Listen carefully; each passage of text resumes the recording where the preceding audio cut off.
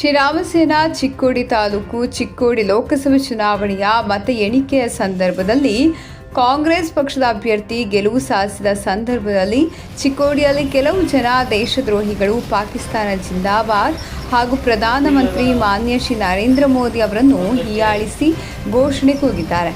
ಅವರ ವಿರುದ್ಧ ದೇಶದ್ರೋಹ ಕೇಸ್ ಹಾಕಬೇಕೆಂದು ಶ್ರೀರಾಮಸೇನೆಯ ರಾಷ್ಟ್ರೀಯ ಅಧ್ಯಕ್ಷರು ಶ್ರೀ ಪ್ರಮೋದ್ ಜಿ ಮುತಾಲಿಕ್ ಅವರು ಆಗ್ರಹಿಸಿದರು. ತದನಂತರ ಚಿಕ್ಕೋಡಿ ಕೋರ್ಟ್ನ ವಕೀಲರ ಸಂಘದ ಪದಾಧಿಕಾರಿಗಳಿಗೆ ಈ ದೇಶದ್ರೋಹಿ ಘೋಷಣೆ ಕೂಗಿದ ದೇಶದ್ರೋಹಿಗಳ ಪರವಾಗಿ ಯಾವುದೇ ಕಾರಣಕ್ಕೂ ವಕೀಲರು ವಾದ ಮಾಡಬಾರದು ಎಂದು ವಿನಂತಿ ಮಾಡಿ ಮನವಿ ಕೊಡಲಾಯಿತು. ತದನಂತರ ಚಿಕ್ಕೋಡಿ ಪೊಲೀಸ್ ಠಾಣೆಗೆ ತೆರಳಿ ಪಾಕಿಸ್ತಾನ ಪರ ಘೋಷಣೆ ಕೂಗಿರುವ ದೇಶದ್ರೋಹಿಯನ್ನು ಆದಷ್ಟು ಬೇಗ ಬಂಧಿಸಿ ಜೈಲಿಗೆ ಹಾಕಬೇಕೆಂದು ಲಿಖಿತ ದೂರು ನೀಡಲಾಯಿತು. नरेंद्र मोदी कुत्ता है, हमारा कुत्ता है ಹೇಳಿ ಒಂದು ಸಂವಿಧಾನಿಕವಾದಂತ ಒಬ್ಬ ವ್ಯಕ್ತಿಗೆ ಪ್ರಧಾನಮಂತ್ರಿಗೆ ಈ ರೀತಿಯ ಅಶ್ಲೀಲ ಶಬ್ದ ಬಳಸುವಂಥದ್ದು ಅಪರಾಧ.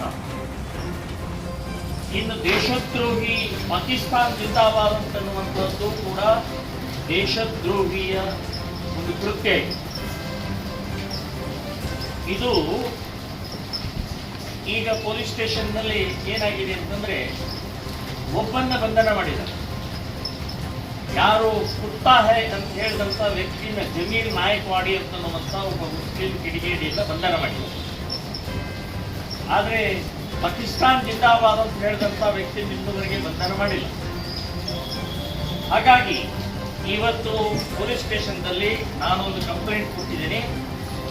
ಇಮ್ಮಿಡಿಯೇಟ್ ಯಾರು ಪಾಕಿಸ್ತಾನ್ ಜಿಂದಾಬಾದ್ ಅಂತ ಹೇಳಿದಂಥ ವ್ಯಕ್ತಿಯನ್ನು ಬಂಧನ ಮಾಡಬೇಕು ಅಂತನ್ನುವಂಥದ್ದು ಒಂದು ಕಂಪ್ಲೇಂಟ್ ಅನ್ನು ಕೊಟ್ಟಿದ್ದೀನಿ. ಇದನ್ನ ಯಾಕೆ ಇಷ್ಟು ಆಗ್ರಹ, ಯಾಕೆ ಇಷ್ಟು ನಾವು ಒತ್ತು ಕೊಡ್ತಾ ಇದ್ದೀವಿ ಅಂತಂದ್ರೆ, ನಮ್ಮ ದೇಶದಲ್ಲಿ ಹುಟ್ಟಿ ನಮ್ಮ ದೇಶದ ಅನ್ನ ತಿಂದು ನಮ್ಮ ದೇಶದ ಎಲ್ಲಾ ಫೆಸಿಲಿಟೀಸ್ ತಗೊಂಡು ಪಾಕಿಸ್ತಾನ್ ಜಿಂದಾಬಾದ್ ಶತ್ರು ರಾಷ್ಟ್ರ ದೇಶದ್ರೋಹಿಯ ಹೇಳಿಕೆ ಕೊಡುವಂತ ಮಾನಸಿಕತೆ ಇದೆಯಲ್ಲ, ಇದು ಬಹಳ ಗಂಭೀರವಾದ, ಬಹಳ ಡೇಂಜರಸ್ ಇದೆ. ಈ ದೇಶದ್ರೋಹಿ ಹೇಳಿಕೆ ವೈರಸ್ ಇದು, ಕ್ಯಾನ್ಸರ್ ಇದು, ಕೆಟ್ಟ ರೋಗ ಇದು. ಇದನ್ನ ಎಲ್ಲೇ ತಡೀಲಿಲ್ಲ ಅಂದ್ರೆ ಇದು ಹರಡುತ್ತೆ. ಸೊ ನಮ್ಮ ವ್ಯವಸ್ಥೆ ಆ ರೀತಿ ಇದ್ದಿದ್ದರಿಂದ ಆ ವ್ಯಕ್ತಿ ಈಗ ಸೆಡಿಷನ್ 124A ಈ ಸೆಕ್ಷನ್ ಹಾಕ್ಬೇಕು, ಹಾಕ್ತಾರೆ. ಅವನಿಗೆ 1 ತಿಂಗಳು 2 ತಿಂಗಳು ಬೇಲ್ ಆಗುತ್ತೆ, ಹೊರಗೆ ಬರ್ತಾರೆ. ಕರ್ನಾಟಕದಲ್ಲಿ ಕಳೆದ ಒಂದು 2-3 ವರ್ಷದಲ್ಲಿ 32 ಕಡೆಗೆ 40 ಜನ ಘೋಷಣೆ ಹಾಕಿ ನನ್ನ ಕಡೆಗೆ ದಾಖಲೆ ಇದೆ. ಅವರೆಲ್ಲ ಇವತ್ತು ಹೊರಗಿದೆ. ಸೊ ಅದೇ ಮಾನಸಿಕತೆ ಡೆವಲಪ್ ಆಗ್ತಾ ಇರುವಂತದ್ದು ನೋಡಿದ್ರೆ ದೇಶದ ಪರಿಸ್ಥಿತಿ ಏನಾಗುತ್ತೆ ಅಂತನ್ನುವಂಥದ್ದು ಗಂಭೀರವಾಗಿ ನೀವು ಯೋಚನೆ ಮಾಡಬೇಕು. ಸೊ ಆ ಹಿನ್ನೆಲೆಯಲ್ಲಿ ಕಂಪ್ಲೇಂಟ್ ಕೊಟ್ಟಿದ್ದೀನಿ. ಇನ್ನು ಏನಾಗತ್ತೆ ನೋಡ್ಬೇಕು. ಮುಂದಿನ ಸರ್ಕಾರದ ಒತ್ತಡನೋ ಯಾವುದೋ ವ್ಯಕ್ತಿಯ ಒತ್ತಡನೋ ಇನ್ನೇನು ಒತ್ತಡ ಗೊತ್ತಿಲ್ಲ. ಅವ್ರಿಗೂ ಕೂಡ ಬೇರೆ ಬೇರೆ ರೀತಿಯ ಸಂದರ್ಭದಲ್ಲಿ ಬಂಧನ ಮಾಡಿರ್ಲಿಕ್ಕಿಲ್ಲ. ಆದ್ರೆ ನಾವಂತೂ ಬಿಡುದಿಲ್ಲ, ನಾವು ಸಂಘಟನೆ ಅವರಂತೂ ಬಿಡುದಿಲ್ಲ. ನಮಗೆ ದೇಶ ಮುಖ್ಯ ವಿನಃ ನಿಮ್ಮ ಪಾರ್ಟಿ, ನಿಮ್ಮ ವ್ಯಕ್ತಿ, ನಿಮ್ಮ ಪೊಲೀಸ್ ಸ್ಟೇಷನ್ ನಮಗೆ ಮುಖ್ಯ ಅಲ್ಲ. ನಮಗೆ ದೇಶ ಉಳಿದ್ರೆ ನಾವು ಉಳಿತೀವಿ ಅಂತನ್ನುವಂಥ ಮಾನಸಿಕತೆ ಇಟ್ಕೊಂಡೇ ಸಂಘಟನೆ ಕೆಲಸ ಮಾಡುವಂಥವ್ರು ನಾವು.